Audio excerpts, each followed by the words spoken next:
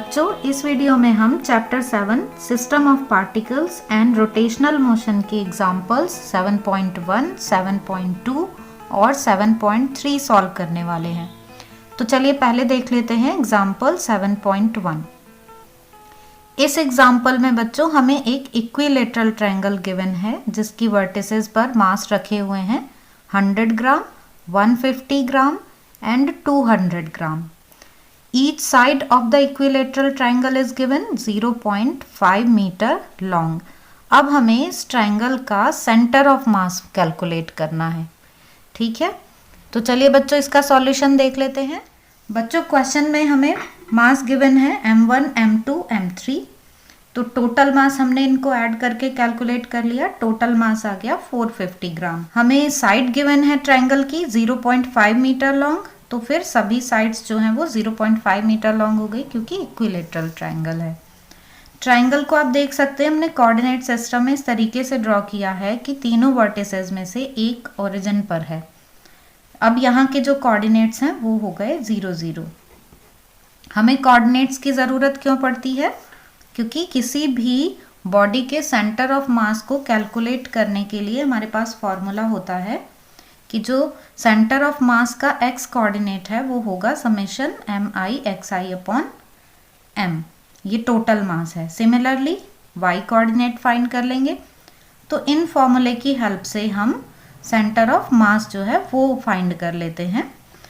इसको हम अगर एक्सपेंड करके लिखें तो हम क्या लिखेंगे? m1 x1 plus m2 x2 plus m3 x3 upon total mass m। और इसी तरह से हम इसे लिख लेंगे m1 y1 plus m2 y2 plus m3 y3 upon total mass m। तो इससे हमें सेंटर ऑफ मास के कोऑर्डिनेट्स पता चल जाएंगे। अब ये x1 x2 x3 क्या है बच्चों? ये जो हमारे तीनों वर्टिसेस हैं इनके x कोऑर्डिनेट्स हैं, और ऐसे ही y1 y2 y3 इनके y कोऑर्डिनेट्स हैं। तो हमें इनकी वैल्यू कैलकुलेट करनी है। फिर हम फॉर्मूले में वैल्यू रख के इजीली सेंटर ऑफ मास के कोऑर्डिनेट्स फाइंड कर लेंगे और उसकी पोजीशन जो है वो हम पता कर सकते हैं। तो कोऑर्डिनेट्स देख लेते हैं कि इस ट्रायंगल के हम कोऑर्डिनेट्स कैसे फाइंड करेंगे।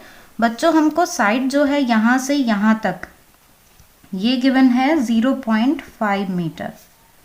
ये जो साइड है ये 0.5 मीटर है। इसी तरह से ये भी 0.5, ये भी 0.5। बच्चों कैलकुलेशन और इजी करने के लिए हम ये डेसिमल अवॉइड करने के लिए ऐसा करते हैं कि 0.5 मीटर को हम लिख लेते हैं 1/2 मीटर। ठीक है, तो अब इस तरह से यहाँ के जो कोऑर्डिनेट हैं, ए पॉइंट के कोऑर्डिनेट्स क्या हो जाएंगे बच्चों? एक्स कोऑर्डिनेट तो ये वाली डिस्टेंस मतलब 1/2, और वाई कोऑर्डिनेट तो 0 होगा क्योंकि एक्स एक्सिस पर y की वैल्यू 0। अब ये जो कोऑर्डिनेट है बच्चों इसको फाइंड करने के लिए एक्स एक्सिस की तो ये डिस्टेंस, तो वो तो हमें पता है कि ये डिस्टेंस कितनी होगी? 1/2 का भी हाफ मीन्स 1/4 आ जाएगी ये डिस्टेंस। पर अब y कोऑर्डिनेट के लिए हमें ये वैल्यू पता होनी चाहिए। तो y एक्सिस पर जो डिस्टेंस है वो क्या है? परपेंडिकुलर है इस राइट एंगल ट्रायंगल का। तो इस राइट एंगल ट्रायंगल के परपेंडिकुलर हम BM की वैल्यू कैलकुलेट कर लेते हैं। ये हमें पता है कि ये है 0.5 मीटर। बच्चों हमें कैलकुलेट करना है BM। तो BM square is equal to OB square minus OM square. OB की वैल्यू कितनी है? 1/2, और OM की वैल्यू कितनी है? 1/4। तो BM square is equal to हमारे पास आ जाएगा 1/2 का स्क्वायर माइनस 1/4 का स्क्वायर, और 1/4 मीटर। तो BM की वैल्यू आ गई है बच्चों √3/4 मीटर। तो हमको ये वैल्यू मिल गई √3/4 मीटर। तो ये जो कोऑर्डिनेट है ये क्या आ जाएगा? √3/4। अब हमें तीनों कोऑर्डिनेट्स पता चल गए हैं बच्चों। ये है x1, ये y1, x2 y2 और ये x3 y3। अब हम बस जस्ट फॉर्मूला अप्लाई कर देंगे, इस फॉर्मूले में हम वैल्यूज रख देते हैं। तो नाउ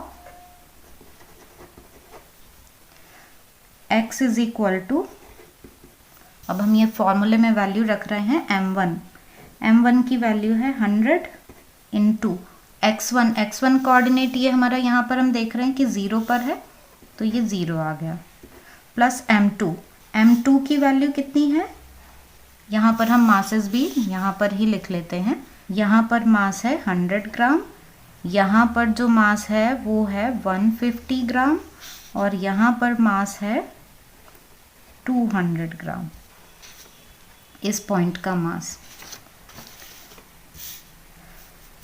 तो 100 इंटू 0 प्लस अब जो मास है वो कितना है 150, और 150 के साथ ये x2 की वैल्यू है हमारे पास 1/2, तो ये 1/2। अब इसके बाद मास है m3 200, और जो कोऑर्डिनेट है इसमें x के लिए वो है 1/4 डिवाइडेड बाय टोटल मास, और टोटल मास क्या है 450, तो यहाँ हम रख देंगे 450।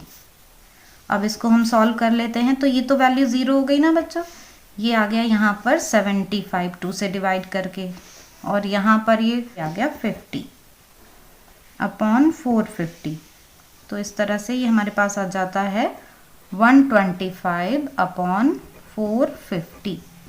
ठीक है, अब हम इसको डिवाइड कर लेते हैं, हम इसको डिवाइड करते हैं 25 से, तो 25 5 जा 125, और 25 से हम इसे डिवाइड करते हैं तो 18। ठीक है, तो हमारे पास x कोऑर्डिनेट आ गया सेंटर ऑफ मास के लिए 5/18। अब हम देख लेते हैं y कोऑर्डिनेट।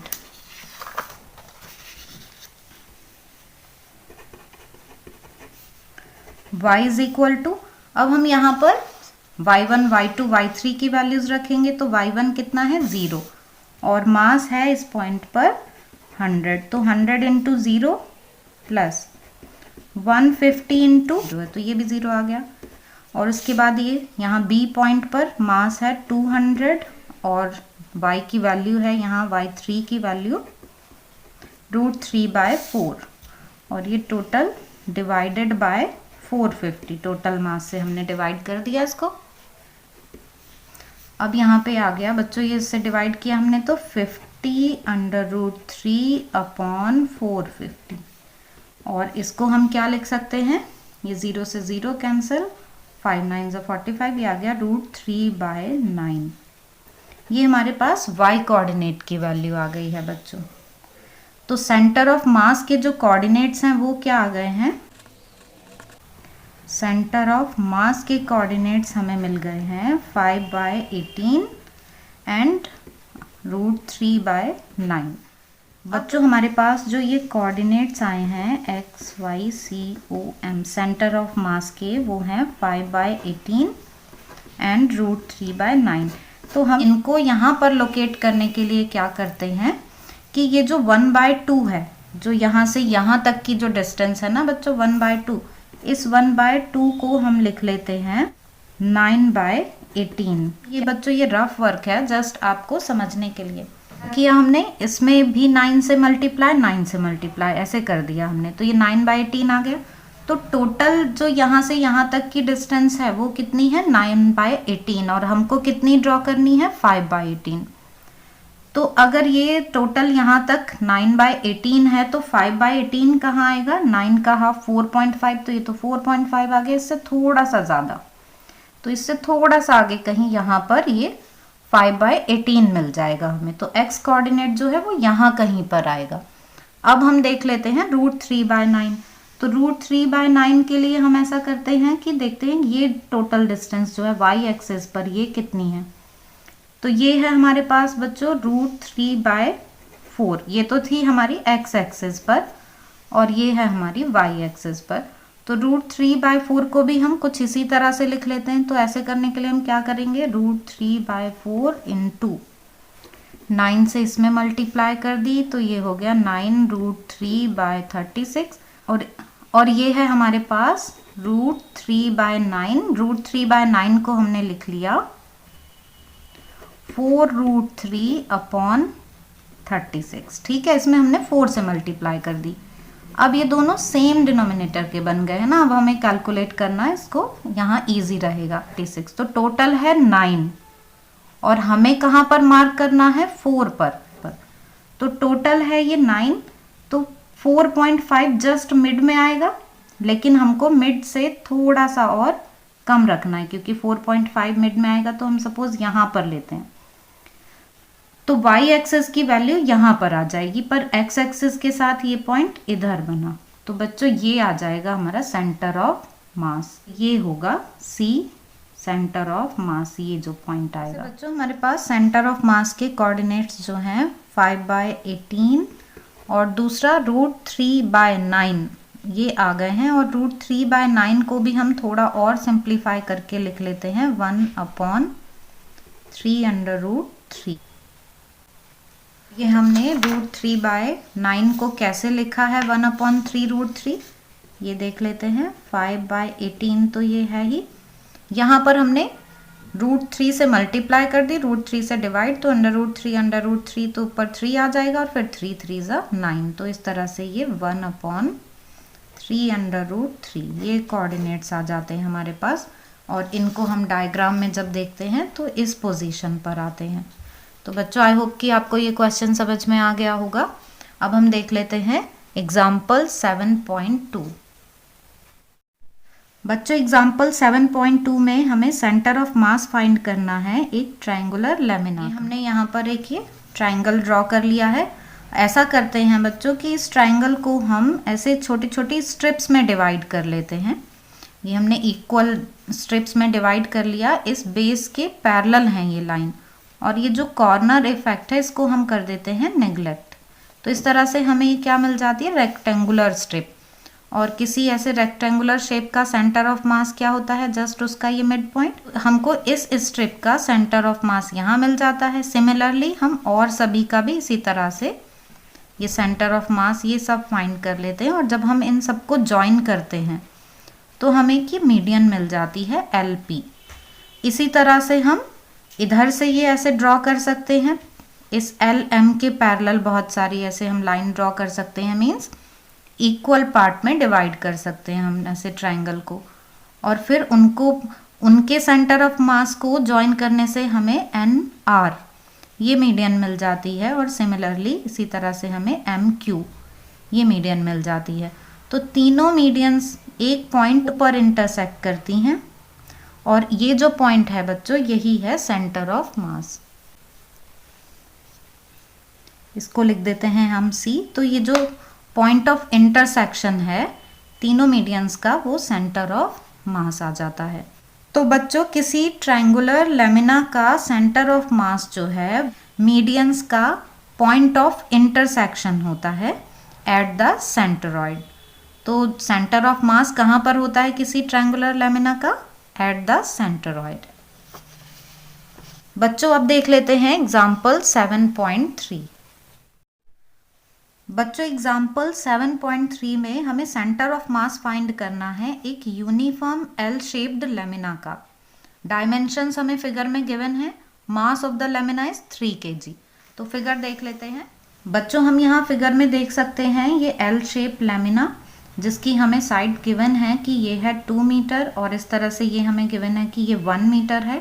तो हमने इस लेमिना को, L शेप लेमिना को 3 स्क्वायर्स में इस तरह से डिवाइड कर लिया है। हर एक स्क्वायर का ये सेंटर ऑफ मास जो है वो लिख दिया है हमने, C1 C2 C3।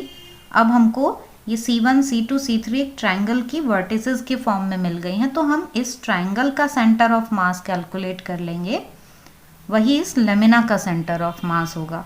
तो हमें C1 C2 C3 के कोऑर्डिनेट्स चाहिए। तो पहले हम ये कोऑर्डिनेट्स देख लेते हैं, उसके बाद फिर हम C1 C2 C3 के कोऑर्डिनेट्स देखेंगे। बच्चों ये डिस्टेंस हमें यहाँ तक 2 मीटर गिवन है, इसलिए A के कोऑर्डिनेट क्या आ गए 2 0। एक्स एक्सिस पर डिस्टेंस 2, वाई एक्सिस पर 0। ऐसे ही B के कोऑर्डिनेट एक्स एक्सिस पर डिस्टेंस 2, वाई एक्सिस पर ये 1, तो 2 1 आ गए हैं। यहाँ पर एक्स एक्सिस पर डिस्टेंस 1, वाई एक्सिस पर भी 1, तो 1 1 वैल्यू आ गई है। इसी तरह से यहाँ पर बच्चों ये आ गई एक्स एक्सिस पर 1 और वाई एक्सिस पर 2, तो 1 2 कोऑर्डिनेट। और यहाँ F पॉइंट के कोऑर्डिनेट 0 2, क्योंकि x एक्सिस पर कोई डिस्टेंस नहीं है, y एक्सिस पर ये टोटल 2 मीटर की डिस्टेंस है, तो 0 2। इस तरह से हमें ये कोऑर्डिनेट्स मिल गए हैं। अब हम देखते हैं C1, C2 और C3 के कोऑर्डिनेट। बच्चों यहाँ पर जो कोऑर्डिनेट आएंगे वो 1 0 आएंगे, तो इस तरह से x एक्सिस पर ये डिस्टेंस कितनी हो जाएगी 1/2, और y एक्सिस पर भी 1/2, क्योंकि ये डिस्टेंस है 1 और ये जस्ट मिड में है। तो जो C1 के कोऑर्डिनेट आएंगे C1, तो C1 के कोऑर्डिनेट्स आ जाएंगे 1/2 एंड 1/2। C2 के कोऑर्डिनेट्स 3/2 और इधर ये कितना है 1/2, तो ये आ गया 1/2। ये 3/2 आपको समझ में आ गया ना, हमने ये इक्वल 4 पार्ट्स में डिवाइड कर लिया इस 2 को, और यहाँ तक ये 1 2 3 है, तो इसलिए 3/2 आ गया है। और C3 के कोऑर्डिनेट्स, C3 के कोऑर्डिनेट देखें तो x एक्सिस पर यही है वैल्यू 1/2, और इसी तरह y एक्सिस पर ये वैल्यू हो गई 3/2। तो इसके कोऑर्डिनेट्स आ गए हमारे पास 1/2 एंड 3/2। हमें कोऑर्डिनेट्स पता चल गए हैं C1, C2 और C3 के, तो अब हम बस फॉर्मूला अप्लाई कर देंगे। टोटल मास की हमें और यहाँ ज़रूरत पड़ेगी, तो वो हमें क्वेश्चन में क्या गिवन है, टोटल मास m = 3 kg, और इस तरह से इसका मास 1 kg 1 kg 1 kg, centre of mass पर ये 1 kg जो है वो इस तरह से यहाँ पर डिस्ट्रीब्यूट हो जा रहे हैं। Means m1 = m2 = m3 = 1 kg, ये हैं। और ये जो वैल्यूज़ हैं ये हैं x1 y1, x2 y2, x3 y3 की। तो जस्ट अब हम फॉर्मूले में वैल्यूज़ पुट कर देंगे, तो x कोऑर्डिनेट हमें मिल जाएगा x = m1 x1, मीन्स पहले हम फॉर्मूला ही लिख लेते हैं, m1 x1, m2 x2, m3 x3 upon total mass m। तो बच्चों m1 की वैल्यू कितनी है 1, और x1 की वैल्यू है 1/2, m2 की वैल्यू भी 1 है, x2 की वैल्यू है 3/2, और यहाँ पर m3 की वैल्यू भी 1 और x3 की वैल्यू है 1/2। Total mass 3 kg। तो यहाँ पर हम देखें तो ये आ जाता है सॉल्व करके 1/2 + 3/2 + 1/2 अपॉन 3। 3 + 1 4 + 1 5, तो ये आ गया 5/2 अपॉन 3, और इसको हमने लिख लिया 5/6। तो ये जो x की वैल्यू है ये हमें मिल जाती है 5। तो बच्चों आप देख सकते हैं जस्ट हमने ये फॉर्मूले में वैल्यूज रख दी हैं, और x कोऑर्डिनेट की तरह हमको y कोऑर्डिनेट की वैल्यू भी 5/6 मीटर मिल गई है। इस तरह से coordinates of centre of mass ये हमें मिल जाते हैं 5/6 5/6। अब ये हमें लोकेट करना है फिगर में, 5/6 और 5/6 कहाँ पर आएंगे हमको ये देखना है। बच्चों अब हमको इस फिगर में 5/6 जो है वो लोकेट करना है।